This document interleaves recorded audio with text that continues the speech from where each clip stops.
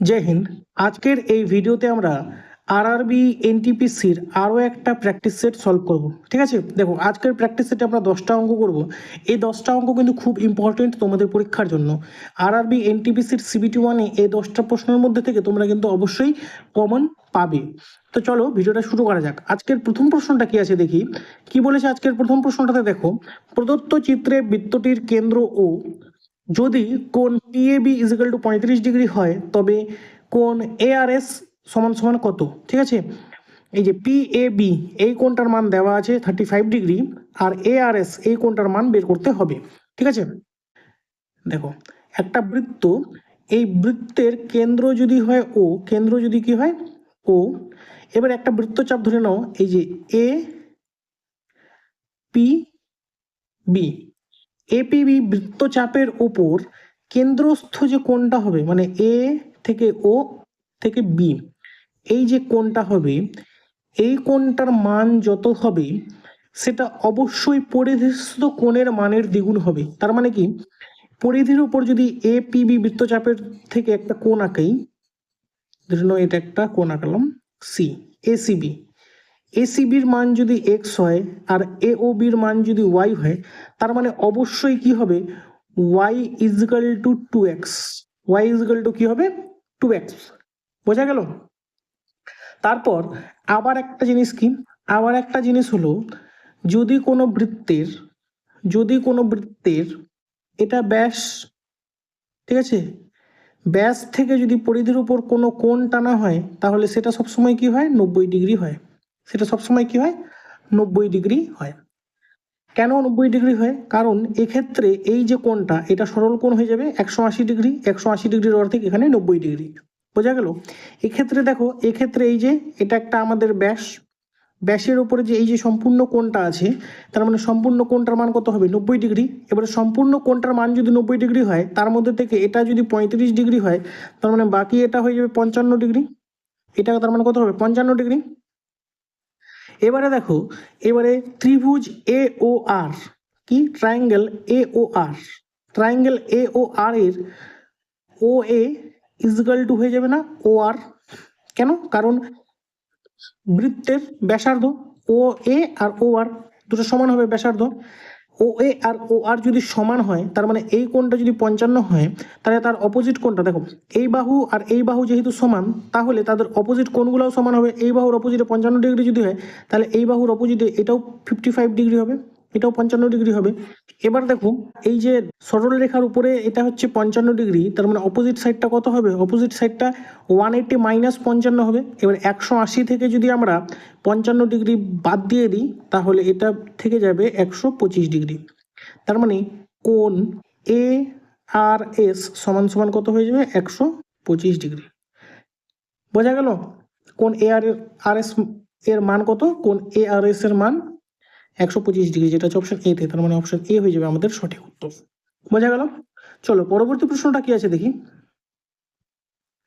দেখো পরবর্তী প্রশ্ন কি বলেছে, একটি কলসে 10টি কালো এবং 5টি সাদা বল আছে। কলসটি থেকে একটি বল টানা হলো এবং তা প্রতিস্থাপন না করে আরেকটি বল টানা হলো। উভয় বল কালো হবার সম্ভাবনা কত? দেখো ঠিক আছে, দুইটা বল টানা হলো, ফার্স্ট একটা বল টানা হইলো, তারপরে সেকেন্ড একটা বল টানা হইলো। এবারে ফার্স্ট বলটা যখন টানা হইলো তখন কলসিতে কতগুলো বল ছিল, 10টা ছিল কালো, 5টা ছিল সাদা। তার মানে টোটাল বল কত, কয়টা ছিল 15টা। তার মধ্যে থেকে যেহেতু কালো চেয়েছে না, কালো হবার প্রবণতা বা সম্ভাবনা, তাহলে কালো কয়টা ছিল, কালো 10টা। তার মানে উপরে লিখলাম 10, নিচে লিখলাম 15 হলো। এবার সেকেন্ড বলটা যখন আমরা বের করব, তখন কি বলেছে, প্রথম বলটা প্রতিস্থাপন না করে, মানে প্রথম বলটা যে বের করে নিয়েছি, বের করে নিয়েছি, নেক্সট বলটা কি হবে, দেখো নেক্সট তাহলে তখন কলসিতে কয়টা বল থাকবে, টোটাল 15টা ছিল, একটা বের করে নিয়েছি, তার মানে টোটাল তখন থাকবে 14টা বল। এর মধ্যে কালো কটা থাকবে, কালো থাকবে কয়টা, দেখো 10টা কালো ছিল, তার মধ্যে তো একটা বের করে নিয়েছি, তার মানে 9টা কালো থাকবে। তো কালো হবার সম্ভাবনা কত, 9/14। এবারে উভয় বল কালো হবার সম্ভাবনা কত, দুইটাকে কি করতে হবে, আমাদেরকে গুণ করে দিতে হবে। গুণ করলে কত হবে, দেখো 5 2 10, 5 3 15, 3 দিয়ে কাটো, 3 3 9, তার মানে কত হয়ে গেল, আবার এই 2 দিয়ে কাটো, দেখো 2 7 14, তার মানে উপরে হয়ে গেল 3, নিচে হয়ে গেল 7, 3/7 হয়ে যাবে আমাদের উত্তর, যেটা আছে অপশন বিতে। তার মানে অপশন বি হয়ে গেল আমাদের সঠিক উত্তর। বোঝা গেল? অপশন বি হয়ে যাবে সঠিক উত্তর। চলো পরবর্তী প্রশ্নটা কি আছে দেখি। পরবর্তী প্রশ্নটা কি আছে দেখো, একজন বিক্রেতা একটি পণ্য 18% ছাড় দিয়ে 123 টাকায় বিক্রি করে। যদি তিনি পণ্যটি ধার্য মূল্যে বিক্রি করেন তাহলে তিনি 25% লাভ করেন। পণ্যটির ক্রয় মূল্য কত? ঠিক আছে, পণ্যটির ক্রয় মূল্য কত? কি করে করতে হবে দেখো, এক লাইনে করবো আমরা। ঠিক আছে, কি করে করবো দেখো, ছাড় দেয় 18%, বিক্রয় মূল্য 123 টাকা। এখান থেকে আমরা মার্ক প্রাইস বা ধার্য মূল্য বের করতে পারবো। এখান থেকে মার্ক প্রাইস বা ধার্য মূল্য কত হবে দেখো, ধার্য মূল্য এখানে নিচে লিখতেছি আমি। হ্যাঁ, ধার্য মূল্য সমান সমান কত হয়ে যাবে, 123 গুণ উপরে হয়ে যাবে 100, নিচে কি কত ছাড় দেয় দেখো, 18% ছাড় দেয়। তার মানে কি 100 টাকার জিনিসটা 82 টাকায় বিক্রি করে। তার মানে 82 লিখতে লাগবে নিচে, নিচে লিখে দেবেন 82। এটা হয়ে গেল আমাদের কি, এটা হয়ে গেল মার্ক প্রাইস, ধার্য মূল্য। এবারে কি বলেছে, যদি ধার্য মূল্যেই মানে যে দামটা আমরা বের করেছি এই দামেই যদি বিক্রি করে তাহলে 25% লাভ হয়। কি হয়, 25% লাভ হয়। তার মানে এটা যদি আমাদের এখন সেলিং প্রাইস হয়, এটা যদি আমাদের এখন সেলিং প্রাইস হয় তাহলে আমাদের কি হবে, 25% লাভ হবে। 25% লাভ হবে। তাহলে আমাদের এখান থেকে কস্ট প্রাইস বা সিপি কত হয়ে যাবে, সিপি সমান সমান হয়ে যায় সেলিং প্রাইস ইন্টু উপরে 100, নিচে কত লাভ, 25% যেহেতু লাভ তাই নিচে লিখবো আমরা 125। ঠিক আছে, দেখো তোমরা এটা ক্যালকুলেশন করে তারপরেও কিন্তু এটা বের করতে পারতে। ঠিক আছে, আমি শর্টকাটে তোমাদেরকে কি করে বের করতে হয় শেখানোর জন্য আমি ক্যালকুলেশনটা তখন করলাম না, একবারেই ক্যালকুলেশনটা করবো বলে। ঠিক আছে, তোমাদের যদি বুঝতে অসুবিধা হয় তাহলে তোমরা কিন্তু এই যে এসপিটার মানটা বের করে মানে এই যে যতটুকু দেওয়া আছে এইটুকু কাটাকাটি করে বের করে তারপরে এই 100/125 দিয়ে আবার কাটাকাটি করলে কিন্তু বেরোয় যাবে। আমি তোমাদেরকে শর্টকাটে করানোর জন্য একটাই লাইনে লিখে দিলাম। ঠিক আছে, এখন তোমাদের একটু বুঝতে অসুবিধা মনে হতে পারে যে মানে অনেক কিছু মাথার মধ্যে চলতেছে, কিন্তু তোমরা যখন প্র্যাকটিস করবে না অঙ্কগুলো বারবার করে তখন কিন্তু তোমাদের কাছে এটা একদমই সহজ হয়ে যাবে। বোঝা গেল? তাহলে দেখো এখন যদি আমরা কাটাকাটি করি কি দিয়ে কাটবো দেখো, 25 দিয়ে কাটো, 25 4 100, 25 5 125। এবারে কত দিয়ে কাটবে দেখো, 41 দিয়ে কাটো, 41 2 82, 41 3 123। এবারে কাটো 5 দিয়ে কাটো, 100 কে কাটো, 20 5 20 100, 2 দিয়ে 4 কে কাটো 2। তাহলে কত হয়ে গেল, 3 দুগুণা 6, 6 4 6 দুগুণা 12, এক পিছনে একটা শূন্য। তার মানে সিপি সমান সমান কত হয়ে গেল আমাদের 120, যেটা আছে অপশন সিতে। তার মানে অপশন সি হয়ে গেল আমাদের সঠিক উত্তর। বোঝা গেল, অপশন সি হয়ে গেল সঠিক উত্তর। চলো পরবর্তী প্রশ্নটা কি আছে দেখি। পরবর্তী প্রশ্ন কি বলেছে দেখো, একটি বৃত্তাকার মাঠের ব্যাসার্ধ 7 মিটার, মাঠটিকে ঘিরে 3.5 মিটার চওড়া একটি পথ রয়েছে, পথটির ক্ষেত্রফল নির্ণয় করো। ঠিক আছে, কি বলেছে, একটা বৃত্তাকার মাঠ আছে। ঠিক আছে, বৃত্তাকার মাঠ, এর ব্যাসার্ধ কত, এর ব্যাসার্ধ হচ্ছে 7 মিটার। এবারে এই মাঠটার চারিদিকে আবার এরকম 3.5 মিটার চওড়া একটা রাস্তা আছে। এটার এটার ডিস্টেন্স কতটা, এটা হচ্ছে 3.5 মিটার চওড়া, 3.5 মিটার চওড়া হলো। এবার দেখো আমাদেরকে যে রাস্তাটা যে আছে, এই রাস্তাটার আমাদের ক্ষেত্রফল চেয়েছে। তো রাস্তাটার ক্ষেত্রফল বের করতে গেলে আমরা কি করব, প্রথমে এই যে বৃত্তটার বড় বৃত্তটার ক্ষেত্রফল, এখানে দুটা ও কেন্দ্র, যদি ও হয় তাহলে ও কেন্দ্রীয় দুইটা বৃত্ত হচ্ছে কিনা, এই যে বড় একটা বৃত্ত আর ভিতরে একটা ছোট বৃত্ত। এবারে আমরা যদি বড় বৃত্তটা থেকে ছোট বৃত্তটা মাইনাস করে দিই, মানে বড় বৃত্তের ক্ষেত্রফল থেকে ছোট বৃত্তের ক্ষেত্রফল বিয়োগ করে দিই, তাহলে আমরা রাস্তাটার ক্ষেত্রফল পেয়ে যাব। তো বড় বৃত্তটার ব্যাসার্ধ কত হবে দেখো, ছোট বৃত্তটার ব্যাসার্ধ 7, বড় বৃত্তটার ব্যাসার্ধ কি হবে, তার সাথে 3.5 মিটার চওড়া রাস্তাটার যোগ হয়ে যাবে। তার মানে বড় বৃত্তটার ব্যাসার্ধ হয়ে যাবে 10.5 মিটার আর ছোটটার হচ্ছে 7 মিটার হলো। এবারে বড় বৃত্তর ক্ষেত্রফল কত হয়ে যাবে, বড় বৃত্তের ক্ষেত্রফল হয়ে যাবে পাই আর স্কোয়ার মানে পাই ইন্টু 10.5 তার স্কোয়ার, মাইনাস করতে হবে ছোট বৃত্তটা, ছোট মানে পাই ইন্টু 7 স্কোয়ার হলো। এবার দেখো পাই যদি আমরা কমন নিয়ে নিই, পাই কমন নিয়ে নিলাম, তাহলে ভিতরে হয়ে গেলো কত, 10.5 তার স্কোয়ার, 10.5 তার স্কোয়ার, 10.5 মানে কত, 10.5 তার স্কোয়ার, 10.5টাকে আমরা 105 ভাবতে পারি। এবারে 105 স্কোয়ার, 105-এর স্কোয়ার আমি তোমাদেরকে ক্যালকুলেশন শর্ট ট্রিক্সের ভিডিওটাতে শিখিয়েছিলাম যে কি করে 105-এর স্কোয়ার আমরা মুখে মুখে বের করতে পারবো। কি করে বের করতে পারবো দেখো, এখানে 105 আছে, 105-এর সাথে 100 থেকে যত বেশি তত যোগ করে দেবো। তার মানে 105-এর সাথে আমরা যদি আরো 5 যোগ করি তাহলে কত হয়ে যাবে, 110 লিখে দিলাম। এরপরে পরের দুটো সংখ্যা কি লিখবো, যত বেশি সেটার স্কোয়ার, কত বেশি 5 বেশি, তার মানে 5-এর স্কোয়ার কত 25, তার মানে লিখে দিলাম এখানে 25 হলো। অথবা এই দুটাকে দেখো কোনো কিছুর পিছনে যদি 5 থাকে তাহলে সেটারও স্কোয়ার বের করার নিয়ম কি, শেষে লিখে দেবো 25 আর তার আগে কত লিখবো, আগে কত হচ্ছে 10, 10 আর 11 গুণ করলে 110, বোঝা গেল, সামনে হয়ে যাবে 110। তার মানে এটা হয়ে গেল আমাদের স্কোয়ার। এক ঘর পর দশমিক আছে এখানে, তাহলে স্কোয়ারের ক্ষেত্রে 2 ঘর পর দশমিক হয়ে যাবে, তার মানে 25-এর আগে হয়ে যাবে দশমিক, তার মানে 110.25, মানে 110.25, এটা হয়ে যাবে আমাদের 10.5-এর স্কোয়ার, মাইনাস 7-এর স্কোয়ার কত, 7-এর স্কোয়ার 49 হলো।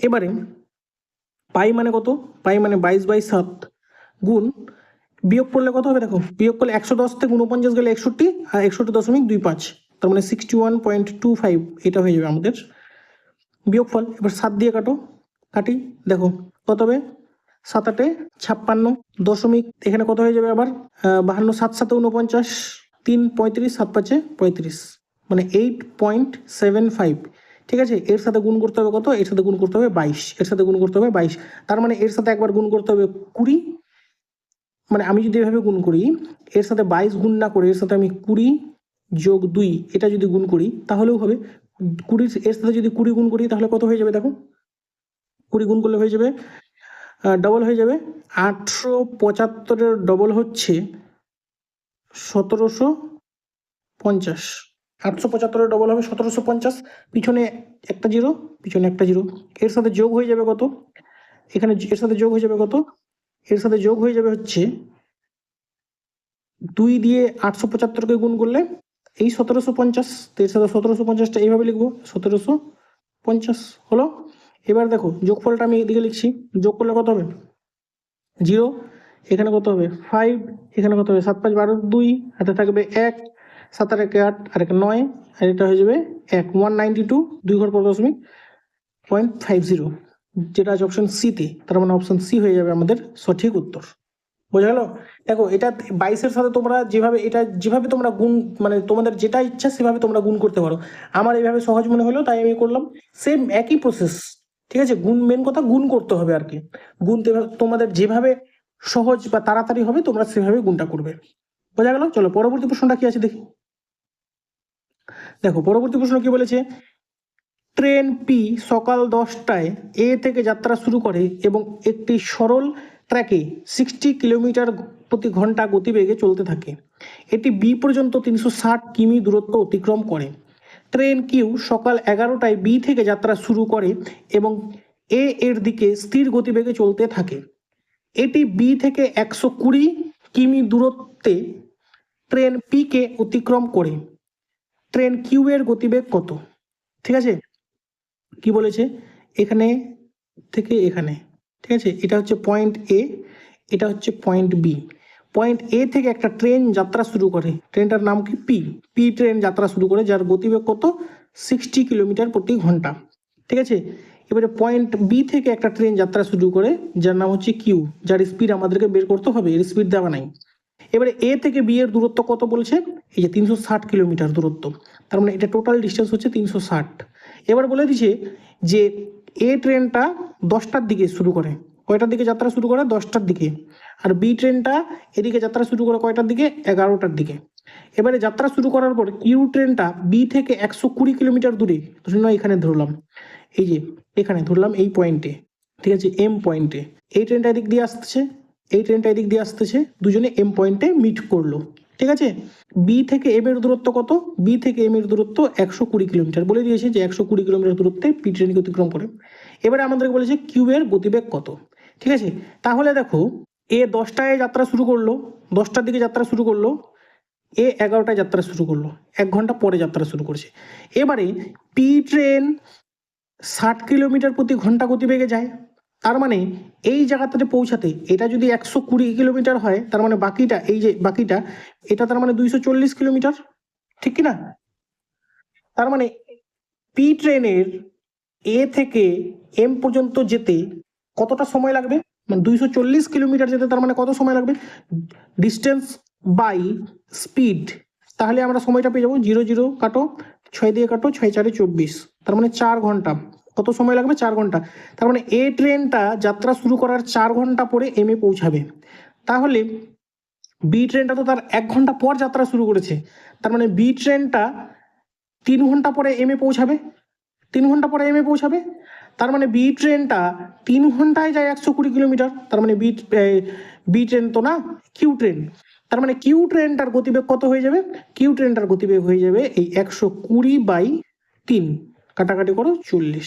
তার মানে কিউ ট্রেনের গতিবেগ হয়ে যাবে 40 কিলোমিটার প্রতি ঘন্টা, যেটা আছে অপশন সিতে। তার মানে অপশন সি হয়ে যাবে আমাদের কারেক্ট অ্যান্সার। বোঝা গেল? সিম্পল একটা অঙ্ক ছিল, তোমাদেরকে খালি বুঝতে হতো অঙ্কটা, ঠিক আছে? অঙ্কটা বোঝাটাই মেন।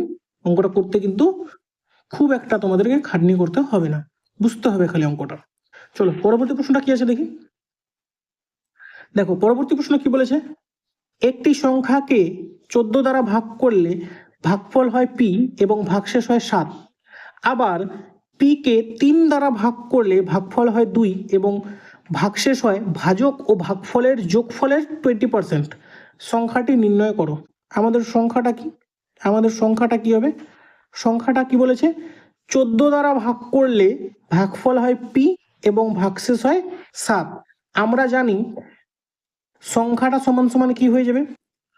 ভাজক, ভাজক মানে কি? যেটা দিয়ে ভাগ করি, তার মানে 14 গুণ ভাগফল মানে কত? পি, যোগ ভাগশেষ মানে কত? 7 হলো। এটা থেকে আমরা সংখ্যাটা বের করতে পারবো। এবারে আমাদেরকে কি করতে হবে? আমাদেরকে পি এর মানটা বের করতে হবে। পি এর মানটা কোথা থেকে বের করব? দেখো কি বলেছে, পি কে 3 দ্বারা ভাগ করলে, এই পি কে আমরা ভাগ করব কত দিয়ে? 3 দ্বারা। পি কে 3 দ্বারা ভাগ করলে ভাগফল হয় 2, আর ভাগশেষ কত হয়? ভাগশেষ হয় ভাজক আর ভাগফলের যোগফলের 20%। ভাজক মানে কত? 3, আর ভাগফল মানে কত? 2। 3 আর 2 যোগ করলে কত হয়? 3 আর 2 যোগ করলে হয় 5। 5-এর 20%, 5-এর 20%, 5-এর 20% মানে কত? 1। 5-এর 20% কত? 1 হয়। এটা হবে আমাদের ভাগশেষ, তার মানে ভাগশেষ কত? 1। তাহলে পি ইজিক্যাল টু কি হয়ে যাবে? পি ইজিক্যাল টু হয়ে যাবে 3 ইন্টু 2। 3 ইন্টু 2 মানে ভাজক গুণ ভাগফল যোগ ভাগশেষ, তার মানে 3 2 6 আর 1 7, তার মানে পি এর মান কত? 7। এবারে তার মানে সংখ্যাটা সমান সমান আমাদের কত হয়ে যাবে? 14 গুণ 7 যোগ 7 হলো 14 7 98 যোগ 7, 98 যোগ 7 মানে 105, যেটা আছে অপশন বিতে। তার মানে অপশন বি হয়ে গেল আমাদের সঠিক উত্তর। বোঝা গেল? অপশন বি হয়ে যাবে সঠিক উত্তর। চলো পরবর্তী প্রশ্নটা কি আছে দেখি। দেখো পরবর্তী প্রশ্ন কি বলেছে, একটি গ্রামের মোট জনসংখ্যা 4000 জন। যখন পুরুষ ও মহিলার সংখ্যা যথাক্রমে 10% ও 20% বৃদ্ধি করা হয়, তখন গ্রামের জনসংখ্যা 4500 হয়। নতুন সদস্য আসার আগে গ্রামের পুরুষ সংখ্যা কত ছিল? পুরুষ সংখ্যা কত ছিল? ঠিক আছে, দেখো আমরা ধরে নিচ্ছি কি? ধরে নিচ্ছি যে একটা গ্রামের পুরুষের সংখ্যা ছিল এক্স, আর মহিলার সংখ্যা কত হবে? তার মানে এই 4000 মাইনাস এক্স, ঠিক না? পুরুষের সংখ্যা এক্স, মহিলার সংখ্যা 4000 মাইনাস এক্স। এবারে কি বলেছি, যে পুরুষের সংখ্যা যদি 10% বাড়ে, তার মানে এক্স এর 10% মানে 10/100। মহিলার সংখ্যা যদি 20% বাড়ে, তার মানে 4000 মাইনাস এক্স তার 20/100। তাহলে কত মোট কত সংখ্যা জনসংখ্যা বাড়বে? দেখো আগে 4000 ছিল, এখন হয় 4500, তার মানে জনসংখ্যা কত বাড়বে? 500। জনসংখ্যা কত বাড়বে? 500। বোঝা গেল? এবারে আমরা যদি সলভ করি, দেখো 0 0 কাটো, এখানে একটা 0 এখানে একটা 0 কাটো, তাহলে দেখো নিচে লসাগু করলে 10 হয়ে যাবে, লসাগু দুইটার উপরে হয়ে যাবে এক্স প্লাস এখানে কত হয়ে যাবে? 8000 মাইনাস কত হবে? 2x। 8000 minus 2x is equal two কত হয়ে যাবে? 5000, সরি 500। কত হয়ে যাবে? 500।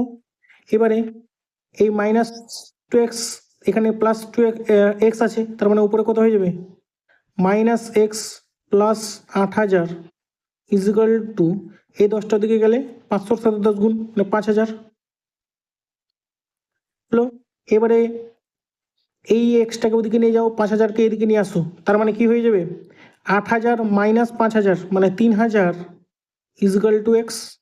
তাহলে এক্স আমরা কি ধরেছিলাম পুরুষের সংখ্যা, তো গ্রামে আগে পুরুষের সংখ্যা কত ছিল 3000 জন, যেটা হচ্ছে অপশন বিতে। তার মানে অপশন বি হয়ে যাবে আমাদের সঠিক উত্তর। বোঝা গেল, অপশন বি হয়ে যাবে সঠিক উত্তর। চলো পরবর্তী প্রশ্ন কি আছে দেখি। পরবর্তী প্রশ্ন কি বলেছে দেখো, কোন ক্ষুদ্রতম সংখ্যাকে 16, 19 ও 23 থেকে বিয়োগ করলে প্রাপ্ত বিয়োগফলগুলি ক্রমিক সমানুপাতিক হবে?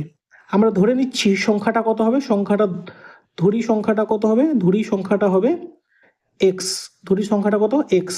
তার মানে কি বলেছে যে এই 16 minus X is to 19 minus X, এটা ইজিক্যাল টু হয়ে যাবে এই 19 minus X is to 23 minus X হলো। এবার যদি এভাবে লিখি আমরা 16 minus X by 19 minus X equals to এই 19 minus X by 23 minus X, হবে কি না?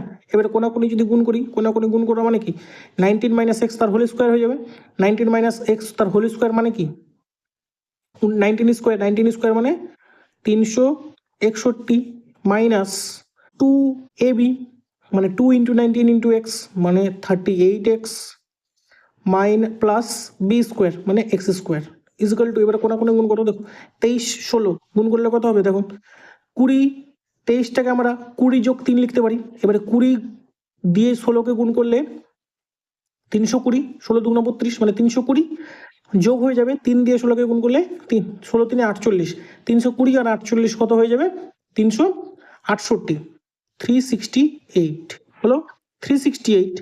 এবারে হয়ে যাবে মাইনাস 23x, এবারে মাইনাস এক্স যেটাকে গুণ করলে মাইনাস 16x মাইনাস মাইনাসে প্লাস এক্স স্কোয়ার, এইদিকে প্লাস এক্স স্কোয়ার এদিকে প্লাস এক্স স্কোয়ার কেটে দাও, এবারে মাইনাস 38x আছে, এবারে এই দুটাকে যোগ করলে কত হবে 23x আর 16xকে যোগ করলে হবে মাইনাস, এই দুটাকে যোগ করি, এই দুটাকে যদি যোগ করি মাইনাস হবে, দুটাকে যোগ করলে হবে minus 39x, minus 39x, minus 39xটা এদিকে আসলে প্লাস 39x মানে 39x minus 38x is equal two কত হয়ে যাবে এখানে 368 মাইনাস 361। তার মানে এখান থেকে আমরা বেরোতে পারি যে x ইজিক্যাল টু 7। তাহলে আমরা এক্সই ধরেছিলাম কোন ক্ষুদ্রতম সংখ্যা, তাহলে সেই ক্ষুদ্রতম সংখ্যাটার মান এক্স, যেটা আছে অপশন ডিতে। তার মানে অপশন ডি হয়ে গেল সঠিক উত্তর। ঠিক আছে, আমি তোমাদেরকে লিখে লিখে করালাম, তোমরা চাইলে স্টেপ জাম্প করেও করতে পারো, স্টেপ জাম্প করে করলে 2-3 লাইনে অঙ্কটা শেষ হয়ে যাবে। বোঝা গেল? চলো পরবর্তী প্রশ্নটা কি আছে দেখি। দেখো পরবর্তী প্রশ্ন কি বলেছে, 225:144 এর সাব ডুপ্লিকেট অনুপাত কি? সাব ডুপ্লিকেট অনুপাত মানে হচ্ছে এই যে 225:114। সাব ডুপ্লিকেট অনুপাত মানে হচ্ছে বর্গমূল বের করা, সাব ডুপ্লিকেট অনুপাত মানে বর্গমূল বের করা।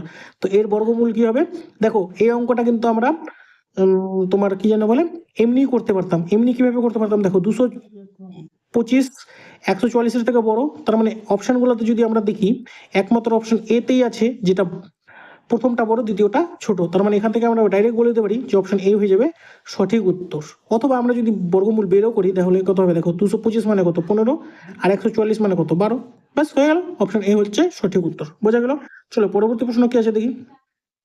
দেখো পরবর্তী প্রশ্ন কি বলেছে, একজন ব্যক্তি একটি ব্যাংক থেকে 7,000 টাকা সরল সুদে ধার নিলেন, 3 বছর পর তিনি ব্যাংককে 3,000 টাকা পরিশোধ করেন এবং 5 বছর শেষে তিনি 5,450 টাকা পরিশোধ করেন, তার সব দেনা শেষ করেন, সুদের হার নির্ণয় করুন। ঠিক আছে, আমি ধরে নিচ্ছি যে সুদের হার কত, সুদের হার আমি ধরে নিলাম এক্স, সুদের হার আমি কত ধরলাম এক্স। ঠিক আছে, এবারে 7,000 টাকা, তার মানে 7,000 টাকার সুদ কতদিন দিতে হবে 3 বছর, তার মানে 7,000 টাকার 3 বছরের সুদ কত হবে এই 7,000 ইন্টু 3 ইন্টু যেহেতু সুদের হার এক্স তাই এক্স বাই 100। এবারে 3 বছর পর তিনি কি করলেন 3,000 টাকা দিয়ে দিলেন, তার মানে বাকি থাকলো কত, বাকি 4,000 টাকা। এবারে 4,000 টাকার 5 বছর শেষে তিনি দিলেন, তার মানে 4,000 টাকার ওকে 2 বছরের সুদ দিতে হবে। তার মানে এবারে এই 4,000 টাকার 2 বছরের সুদ কত, 4,000 ইন্টু 2 ইন্টু এক্স বাই 100, এই দুটোকে যদি আমরা প্লাস করি তাহলে মোট তাকে কত সুদ দিতে হবে, মোট তাকে দেখো প্রথমে 3,000 টাকা দিল, পরে দিল 5,450 টাকা, তার মানে মোট কত টাকা বেশি দিল 1,450 টাকা বেশি দিল, তার মানে এই দুটো সুদ যোগ করেই তো 1,450 টাকা বেশি। এবারে যদি আমরা সমাধান করি, দেখো এই ডাবল জিরো কেটে দাও, ডবল জিরো কেটে দাও, এই ডাবল জিরো কেটে দাও, এই ডাবল জিরো কেটে দাও, ঠিক আছে। তাহলে এখানে কত হয়ে গেল দেখো, এখানে হয়ে গেল তোমার 7×21 মানে 210x plus 4×2=8 80x is equal two 1450। তার মানে এখানে কত হয়ে গেল, এখানে 210 আর 80 যদি আমরা যোগ করি 290x, তো 290x কে যদি আমরা x কে এদিকে রাখি 290 ওদিকে নিয়ে যাই তো নিচে চলে যাবে, তার মানে উপরে হয়ে যাবে 1450, উপরে এখানে হয়ে যাবে 290, 0 0 কাটো। এবারে কত হবে দেখো, 9-এর সাথে 5 গুণ করলেই এককের ঘরে 5 আসে, তাই আমরা 5 দিয়ে গুণ করে দেখি, দেখো 5 নং 45-এর 5 হাতে থাকবে 4, 5 2 10 4 14, তার মানে কাটাকাটি করো দেখো 5 আসবে, তার মানে x ইজিক্যাল টু কত 5% সুদের হার, যেটা আছে অপশন সিতে। তার মানে অপশন সি হয়ে যাবে আমাদের সঠিক উত্তর। বোঝা গেল? তো দেখো এটাই ছিল আজকের আমাদের শেষ প্রশ্ন। তোমাদের যদি ভিডিওটি ভালো লেগে থাকে ভিডিওটি অবশ্যই লাইক করবে। দেখা হচ্ছে নেক্সট ভিডিওতে। জয় হিন্দ।